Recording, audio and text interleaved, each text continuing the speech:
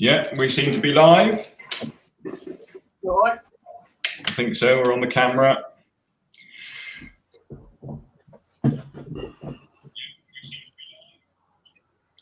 Right then, so we've decided that we're going to start doing these Tuesday travel tips.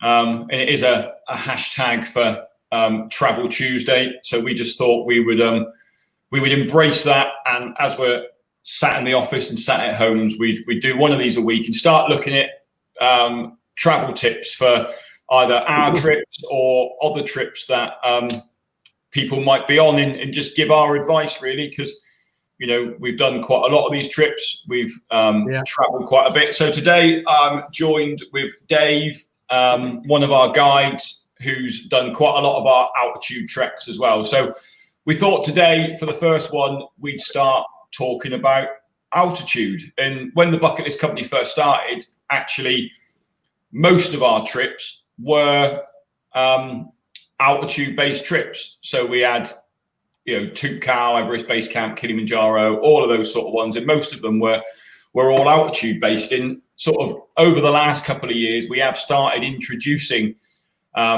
less altitude trips, but predominantly most of our trips that we do are still at altitude. So we just thought today we'd go through altitude and go through some tips and talk a little bit about some of our trips and the effects that altitude can have on you.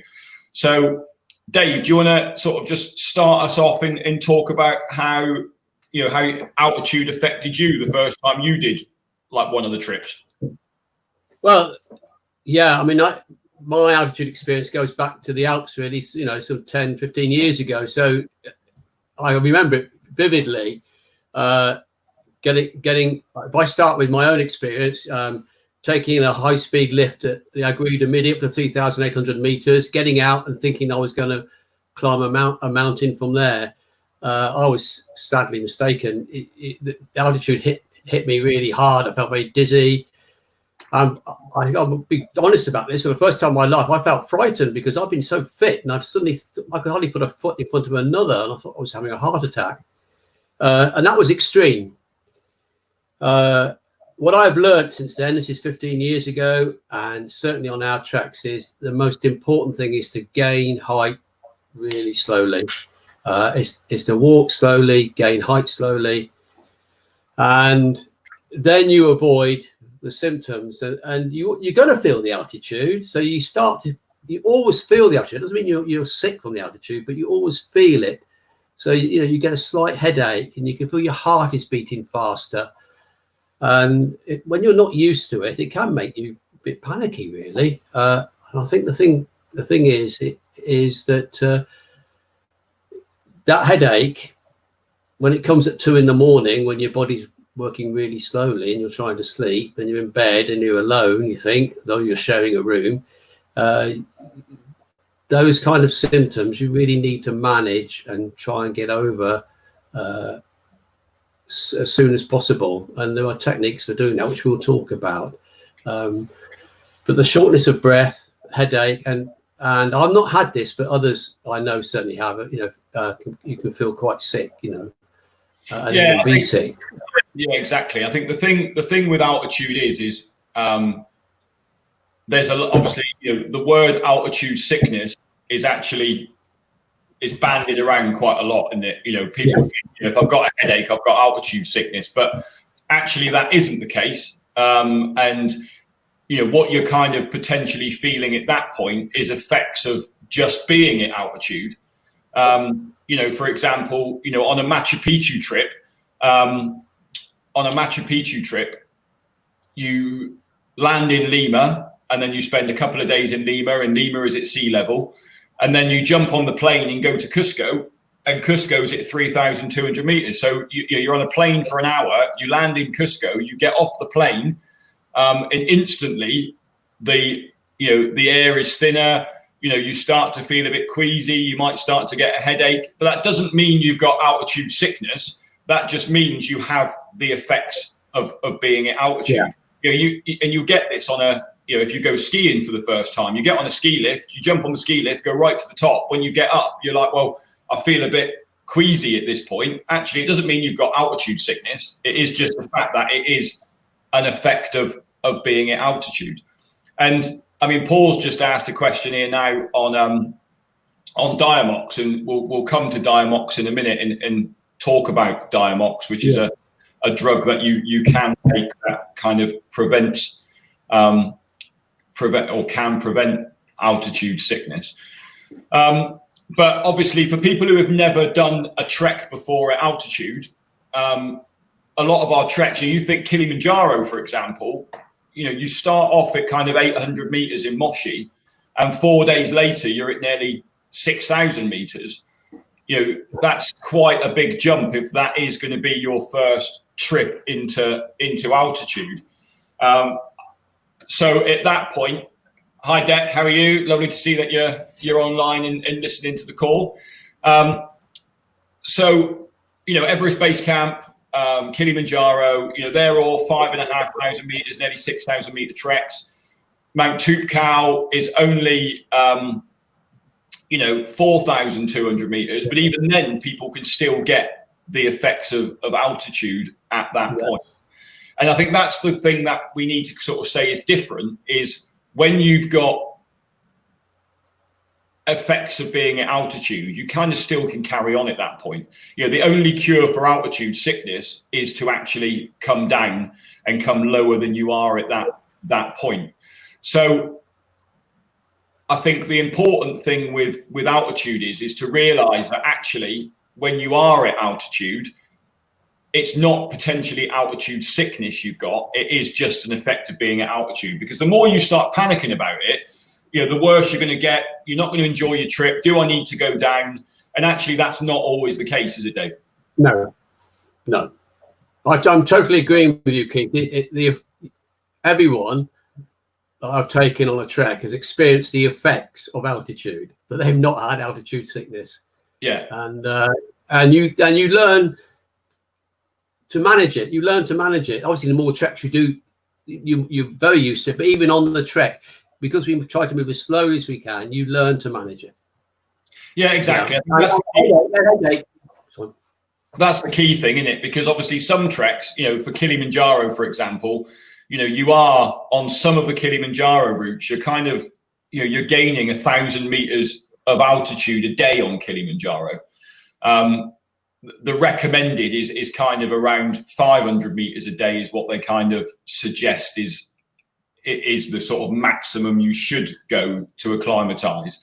But I think if you acclimatize slowly, and that is the key thing in it, is walking slowly. And actually, quite a lot of times when I do Kilimanjaro, when we're with our Tanzanian guides, we tend to walk so slowly, and actually people think, oh, hang on a minute, I'm walking really slow here. I could be walking a lot faster than this. But there is a reason for that, and the reason is to slowly acclimatize.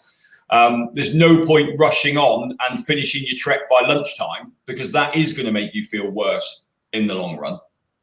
Yeah, I want to say something about this, because I think every Himalayan trek I've done, there's been a group in the first couple of days who have been mumbling, and in the end they come up to you and say, oh, can we move on a bit faster? Or can we go on in front of the guide? And can we, apart from that, you don't know where they're going. I mean, that's an interesting thing. But and it's because we are moving the first few days, in particular on the Himalayan treks, we're moving slowly, very slowly.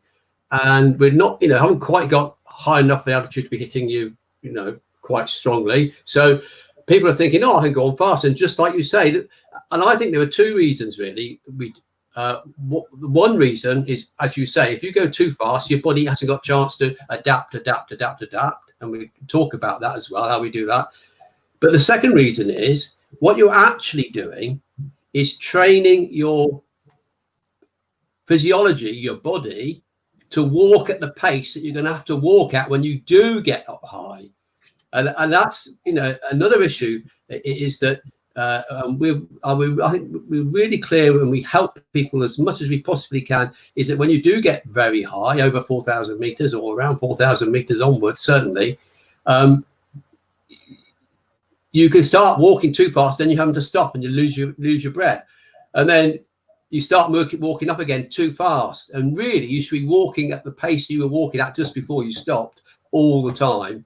And you've got to train your body to do that. And we do that. That's another reason why we do it from the very start. We walk slowly. Kilimanjaro, it's poli. In the Himalayas, you'll hear the guides say slowly, and they'll just keep you slow, and they won't let you get in front of them. And the reason is it brings success when you get to the high altitude. Yeah, that's exactly. my bit. And I think from an altitude perspective, like I wouldn't really expect too many people. If you're on a trek, I wouldn't see too many people feeling effects before you get to kind of 3,500 meters. That's when I notice it in our groups that actually people start to have those effects at that point. And obviously the other issue you've got when you are trekking is the fact that a lot of the symptoms for effects of altitude are the same symptoms for other things. So, for example, dehydration, is going to give you a headache when you get into camp in the evening. So if you haven't drank enough during the day, you're going to be dehydrated, you're going to have a headache. Well, people then confuse that actually with, effects of being at altitude because they have not drank enough during the day. So, going slowly is one really important thing to help you with acclimatization. Drinking enough water also helps with acclimatization. Making sure you're eating enough helps with acclimatization. And the other big one really is rest, isn't it? Like, spending time resting in the evenings is really important for acclimatization. And, the other one that's really bad for it is kind of alcohol as well. Because, on some of our treks, especially the Himalayan treks, you can still get a beer pretty much most of the way up to base camp. But, alcohol, any stimulant like that, caffeine is not great for altitude. So those are kind of the 4 key points really for sort of helping you acclimatize is going to be walking slowly, making sure you're eating enough, making sure you're drinking enough, and then really getting enough rest in the evenings. And, there is nothing to do in the evenings, when you're unless you're at Namche or somewhere like that on the trek. But, it gets dark early, they turn the lights off in the tea houses early. So it is a really good excuse to go to bed and kind of get as much rest as you need, really. Yeah, you don't need to be asleep. No. You just need to be resting. Yeah. So your body can actually do its adaptation. So, take your phone with you or take a book or take a tablet. And as long as you're even just lying down in your sleeping bag, because obviously at those altitudes as well, it gets quite cold. So, it's a good opportunity to go to bed really and kind of relax and, just get your body used to the morning.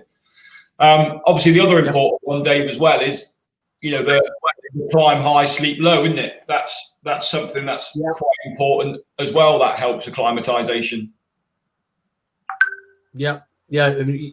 Making altitude during the day, but actually coming down a level or two to sleep at night. And we try to design, you can't always because of the topography, but our treks are designed that you can actually do that.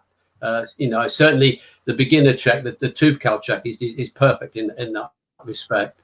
I want to ask a couple of things too, just to kind of takeaways really. And I've started doing it, and I don't know if there's a difference or not, but certainly on the Himalayan treks, when you talk to the guides, and we know them really well, they actually recommend 2 things to eat and drink. The one to drink is ginger tea, or just hot ginger, they call it. Now, it's not everybody's cup of tea, excuse the pun, but hot ginger. And the other thing is, and people really get into this, is garlic soup.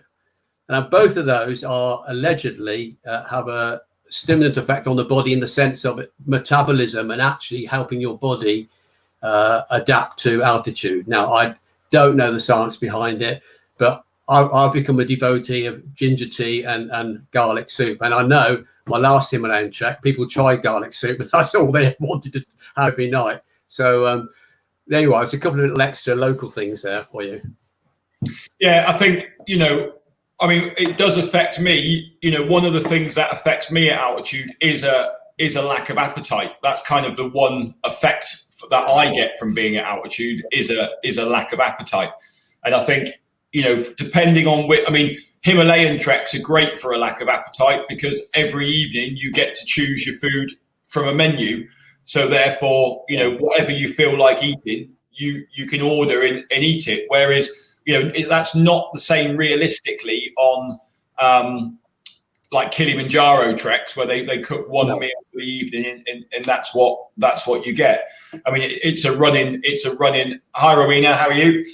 It's a running joke in our office on Kilimanjaro because one of the things you get given on Kilimanjaro is cucumber soup, which is horrendous for me. Like the smell of cucumber soup is enough to send me to galley. So. But again, you know, the reason why they give you soups and things like that is because of the liquid content in it, because it's to get more liquid inside you. Yeah. So you're not dehydrating. So it is really important that, you know, you do carry lots of snacks with you and things like that. So actually more comfort food. So if, you know, you do get affected by altitude and your appetite does disappear, you do have something in your bag to actually have really.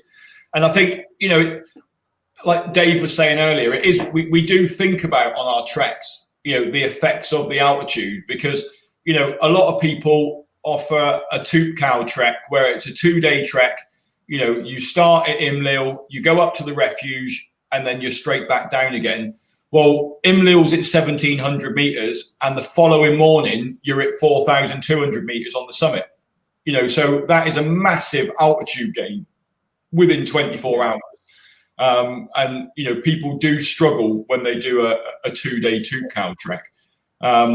Obviously, we do 2 days trekking beforehand and kind of get up to kind of 2,600 meters on the pass. And I think that has a really good effect on our success rate on Toopkal by doing those extra 2 days beforehand, just to get people, because that third day of trekking up to the refuge is not such a strenuous day on your body as it would be if you're only doing it in 2 days.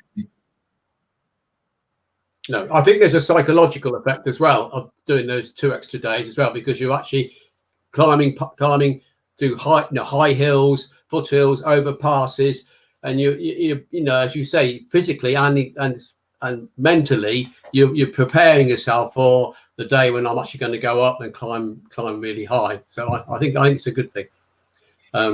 Yeah. I just say I've got something else. And this is, I mean, someone mentioned Diamox, so I guess we'll talk about a bit later on. I've never used it, but that's by the by.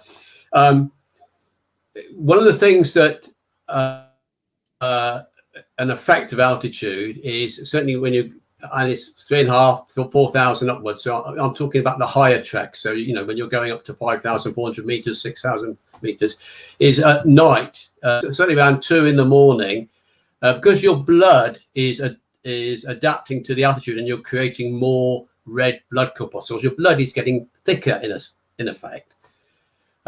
So the books tell me. And what happens is at night, at 2 in the morning, when your body's in sort of low ebb, is that can create a headache, and that's when people often wake up. It's about 2, 3 in the morning. But again, this is not medical advice, but just one of the things that I do is when I suddenly get very high in altitude.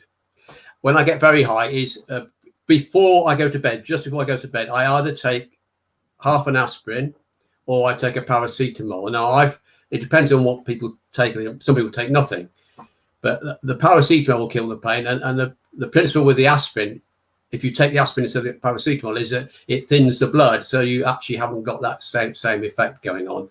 I found both to be effective, but it's just a little thing to bear in mind is that if you have got a headache, try and save any medication you're going to take just before you go to bed, because when you really need it will be in the early hours.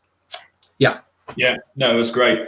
I think, I mean, if we look at Diamox now, and just have a quick chat about Diamox. If anyone's got any questions that they want to ask, please put them in the comments, and we will come. And if you've got any other any other questions that's not altitude related, we'll answer them as well. So do ask us any questions you've got whilst we're both here.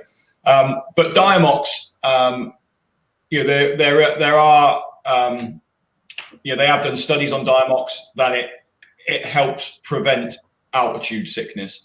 And I think that's the key thing with Diamox is it's there as a preventative. It's not a cure for altitude sickness. So Diamox was actually a glaucoma drug. That's what it's generally used for. To get hold of Diamox now, very rarely your doctors won't prescribe Diamox for an altitude trek. So it might be that you'd have to go to a travel clinic and see a travel pharmacist to get them to prescribe Diamox to you if you wanted to take Diamox. Obviously, we're not medical professionals, so we can't say one way or the other, should you take it, shouldn't you take it. But really, it's up to you to do your research on it. But I think from our perspective, if you are going to think about taking Diamox, then you need to take it as a preventative, and you need to take it from the start of your trek. Whereas we hear so many people saying, oh, I'm going to start not using it, and if I need it, I'll start taking it. But actually at that point, it's too late. At that point, it won't work. So the idea being is it's there. And what Diamox does is it basically increases your breathing rate, so you take more oxygen in, which then helps with acclimatization. So that's kind of the basic principles of what Diamox does. There are side effects to Diamox. So with Diamox, it's a diuretic, so it is going to make you pee an awful lot. I always advise people to break the tablet in half, take half in the morning with your breakfast and take half in the evening with your evening meal. Don't take it before you go to bed, because the chances are you're then going to need to get up in the middle of the night and go for a pee. And if it's cold, you don't want to get out of your sleeping bag. Yeah. And the other side effect is it does give you really tingly fingers and toes. And it even makes your nose tingle, and you get a real like pins and needles effect. So the advice again that I give to people is, before you even go on your trek, try taking it at home before you've even gone to the country, and just see how your body deals with having Diamox in it. I think that's a really important one, because I have had some people who have found the tingling in their toes and their fingers so excruciating that actually, they don't want to take it, but it's kind of too late at that point. So I would always advise, testing it first. But obviously, you've got to make the decision that, you've paid a great deal of money to go on one of these treks. If there's something out there that could potentially help you, then I think you should investigate and see if you want to do it. I don't take it. I've taken it once a long time ago. And, I think now I know how my body reacts at being at altitude. So I don't actually, I don't know if it's kind of a part of me sometimes does think it's a bit of a placebo effect in the fact that you take it and then, because you've taken it, you feel you're going to be all right. But kind of now I do know that, how my body copes with altitude. I know it can get up to 6,500 meters and everything's fine, and that's not a problem. And life is good at that sense. And I think there is something as well to say, Dave, as well, that actually, sometimes the worry of not knowing how your body is going to affect is actually worse than the effects of altitude, because it's mental to you. Actually. Am I going to get a headache this evening? You're constantly thinking all the time, how that's going to be. So, and every little twinge, you think, am I, suffering from altitude? And actually, you are going to feel the altitude, but it isn't life threatening. Not if you just get the effects. No. Go on. And like Leona's just said there, it's the side effects that puts her off taking it. And obviously that's a really important thing, to make sure you have actually tested it beforehand, so you know how your body reacts to it. And I do think as well, it's one reason why our Tooth Cow trek is a really popular trek, because it does show you how your body reacts, it being at altitude. If you think about, the summit of Mount Tooth Cow is 4,200 meters. Well, that is 4,200 meters is pretty much like base camp on Kilimanjaro.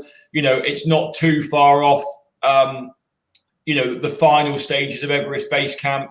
So, if you go and do a trek that's at 4,000 meters, you go to the Alps, you do Tooth Cow, you do that sort of base level trek. Yeah. It will give you a kind of good understanding how your body is going to react at 4,000 meters. And actually, then when you do go and do, because let's think about this, with us, you can go and do Tooth Cow for £800, where you're spending nearly £2,500-3,000 to go and do base camp or Kilimanjaro. Like, by reducing that mental worry of how is my body going to react at the altitude, you can enjoy the trip far more if you've been to 4,000 meters and know that actually your body coped with that without any issues. Because when you're stood on top of Mount Tooth Cow, you can say, well, I'm at the base camp of Kilimanjaro now. I've only got another 8 hours to go, and that's the only effect that I've got to deal with at that point. Yeah. On the Annapurna circuit, you get to a acclimatization day called Manang, and the Himalayan Doctor service is there, and they give a talk every afternoon at 3 p.m. about altitude.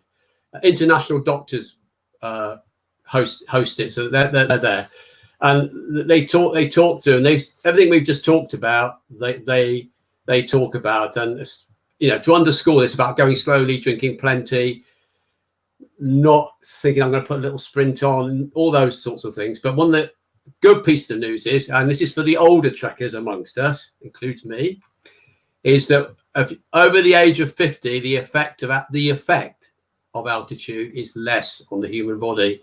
Now, I haven't explained the science behind that in the lecture, but certainly half a dozen in the room went, yay! So, the older trekkers who might be perhaps even more concerned about, can I do this physically or not, the effects of altitude are the data shows is less for those people. Thanks, Keith. Yeah, I mean, there was always the common conception, wasn't it, that smokers had less effects of being at altitude. We're not saying obviously smoking is what you should take up before you go and do an altitude trek. But, if you ever look back at any of the old photos or any of the old videos, most old mountaineers would all be curled up in their tent with a roll up when they got there. And obviously, their bodies are used to less oxygen in there because of the smoke inhalation. So there is that as well. Whether that's actually that's not a tip we advise, but that is one for there as well. Obviously, when you're in, one of the common ones in Peru, when you're trekking in Peru, is actually the coca leaf is what they give people for altitude. Obviously, that's easier to get hold of in Peru than any other country. But when you arrive in Cusco, as you go through the airport, when you arrive, there's a big bowl there full of coca leaves. You can only take 3 at a time, but that's what they say is a good way of acclimatization. Someone has Paul is asked about vitamin C supplements to prevent AMS. It's not something that I've come across, Dave. Have you? No, I haven't. I mean, I've certainly my reading may be deficient. I've not come across it. Certainly, I've not heard of anybody using it, and the high altitude guides I've used have never mentioned it. So not come across it. Give you some reading to do in a bit, Dave. Yeah, I'll have a look. Yeah. I think the thing is I think at some point on a trek, I think the conclusion of this is potentially you are going to feel the effects of altitude. If you're above 5,000 meters, you are going to feel some effects of being at altitude.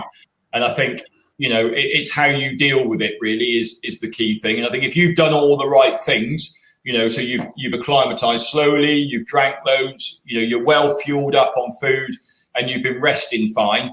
And the resting fine can be a problem because people, you are in shared rooms. So it might be that even simple things like taking earplugs or taking your headphones with you so you can cut out that noise in the shared rooms will help you get a better sleep in the evenings. Obviously, quite a lot of people at altitude do get a bit of dodgy belly. So, at night they tend to be up to the toilet, and that's going to break your sleep as well. So, having something to make sure you don't get you can help with your dodgy belly is something that is always in my first aid kit as well. And we advise people to take with you, because you just want to make sure that when you go to bed, if you can sleep right the way through the night. Yeah. Do you want to talk a little bit about the fact that we carry pulse oximeters, Dave, with us on our trips as guides, and what we use the pulse oximeters for? Yes, sure. I haven't got mine with me just at the second, but the pulse oximeters, you see them in hospital programs on TV where they put something on the end of your finger, and those are connected to a machine, but you can get freestanding ones. And we use them because very quickly it will tell us the heart rate of our clients or ourselves, but also the oxygen saturation of the blood. And I'm not going to name names, but we've certainly had experience when we've been, quite high, and people have turned to us and said, "Oh, I've got altitude sickness. I'm going under, whatever." And then for our first kind of check really is we put the oximeter on, and then we see, oxygen saturation 90%. That's pretty good. Yeah. Heart rate quite high. And you say you've got a headache, you're feeling sick. Can I just have a look at your Camelback a minute? How much have you been? All right, okay. You need a couple of liters inside you. Get on with it, I don't say it like that, but the point is, it helps us just verify what people's physical state is really, and sometimes we just use it as a game. People have a little check to compare with each other, but it's got a serious side to it, and that's it. It's about us being. If someone is feeling a bit under the weather, actually, what is this? Is it altitude sickness? Because we have to watch out for that, obviously, but we've never had to really deal with it. Yeah, and I think using that on a daily basis. I mean, obviously, what we're looking for as guides is we're looking at the comparison from what was their measurement in the evening, and then what was their measurement in the morning, because we'd expect to see the oxygen saturation increase overnight by being at that altitude for some time. And obviously what we're also looking at is where the rest of the group are at that point at the same time. So, if most of the group are around 80 and we suddenly have somebody at 60, then obviously we then have a concern with that person that's at 60. But if everyone's kind of around the same medium results as the group, then kind of we know we're all right at that point, really. So, it is a game that we play because we kind of, battle of the fittest sort of thing and see who's got the best oxygen results on the day. But actually we are using it as well just to sort of gauge where the group are. And at the same time, we can look at it as when someone comes to us and says, "Oh, I'm feeling really ill, I think I need to go down," we can kind of gauge out that actually it is altitude sickness at that point that they've got or not, and it reassures them as well, because when you put it on my finger and I go, "Well, I'm at 85 and you're at 82, like we're both the same pretty much," you're to carry on, because that's what people are worried about. Is it safe for them to actually carry on and go higher? And actually, people can push themselves if they've got a headache, if they're, if they just feel a bit sick. But actually, if it is altitude sickness that they've got, then, the only thing we can do is turn them down and come down that. And obviously in our first aid kits, we do carry HAPE and haste drugs as well in our first aid kits if we need them. Luckily, we've never had to use them. But they are in our first aid kits if we did have to give it to people. Obviously, dexamethasone is the respiratory drug that is used for altitude sickness, which has now come out is the wonder drug for COVID. So that's in our first aid kits as well, as in if we were to need it. But again, we end up just leaving ours in Namche the whole time with the guides because it's going to go out of date because we never have to use it, luckily. But I think the fact that we do use the pulse oximeters and we review people on a daily basis, we never get to the point where somebody has altitude sickness because we're always ahead of the game at that point. And if you were going to do a trek yourself, I would seriously, you weren't going with a group, then I would seriously think about investing in a pulse oximeter. They're like £10 on Amazon to get one. They're a really handy thing to have in your first aid kit. For no money at all. It takes 2 small batteries, and it just puts your mind at ease as well. And the number of times, we're in a tea house and there's another group from a different group across the table, and they see all our group handing around the pulse oximeter, and they come over and want to play the game as well and see where they are and put it on their fingers to see where they are. I think it's a really cheap way of sort of just reassuring yourself that actually everything's all right, and you make a quick snap decision on whether you're good to go or not. Anything else to add on altitude then, Dave? No, I don't think I think we've covered it really. I'll just say one thing though about the treks and the way we manage them is that if there were somebody who was perhaps not sick with the altitude because they'd have to come down, but if somebody oxygen is low and they're finding it hard, we don't go bludgeoning on as a group.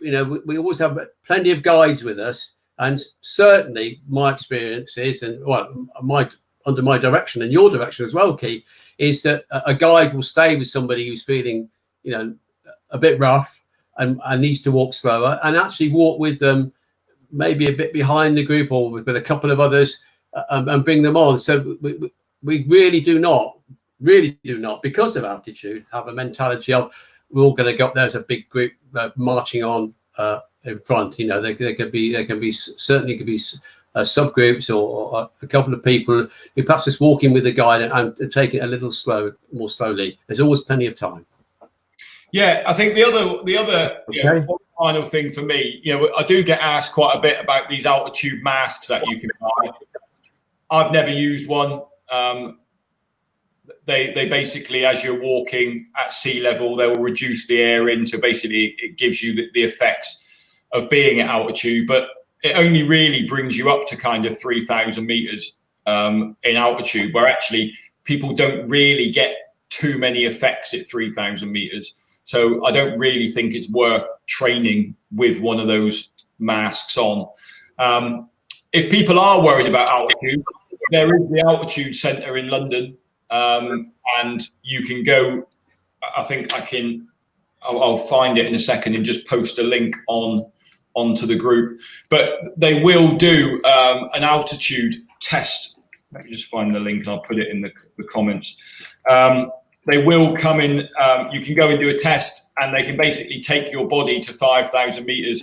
And I think it costs about £130, I think, to go and have that test done with them and get that realization of what it's like to be at 5,000 meters.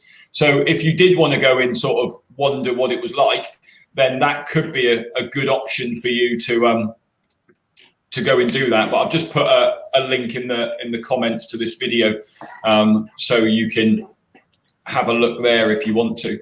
I mean, again, it's something that I've never done, and maybe next time I'm in London, actually, it would be worthwhile to go through that process and see what the process is.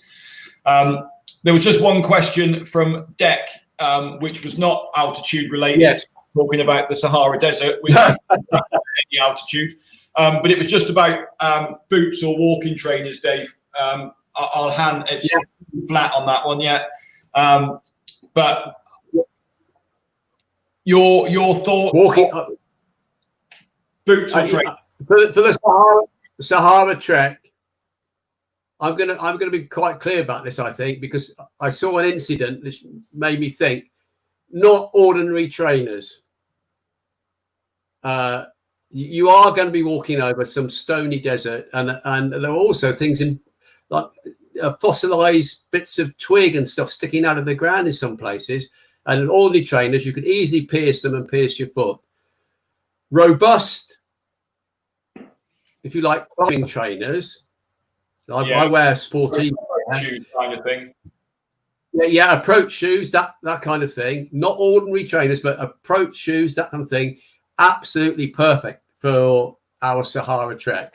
Boots, unless you've got some very soft old leather boots that you always wear and you love them and all the rest of it, but boots are overkill. The kind of robust artificial textile approach trainer, perfect, I would say. What do you think? You think the same, don't you, Keith? Yeah, I think approach shoes. As I said, we did have somebody on our February trip who basically had a cactus needle pretty much stick straight up through his foot, through the sole of his trainers, because he did wear normal trainers, and that could have been quite serious if it had carried on going through. You do want something that you can have quite tight, because you do need, it is still, it's not sand, it is rocky terrain. And at that point, you want something that can still kind of protect the ankle a little bit. There's only a little bit walking through sand where, yes, you'll end up tipping a load of sand out of your shoe when you get into camp that night. But actually, when it comes on our trek anyway, when it comes to actually walking the dunes, you're in barefoot anyway at that point. You're not in your shoes. Yeah. So I think unless you've got a kind of very weak ankles, because the first couple of days it is quite rocky. If you've got weak ankles, I would probably still advise a lightweight walking boot. But if you've got no issues with your ankles, then I think actually trekking shoes, approach shoes are the perfect things to wear. So I think we've covered all of the questions, Dave. I think, yes, this format is a really good format to kind of do these Tuesday tips.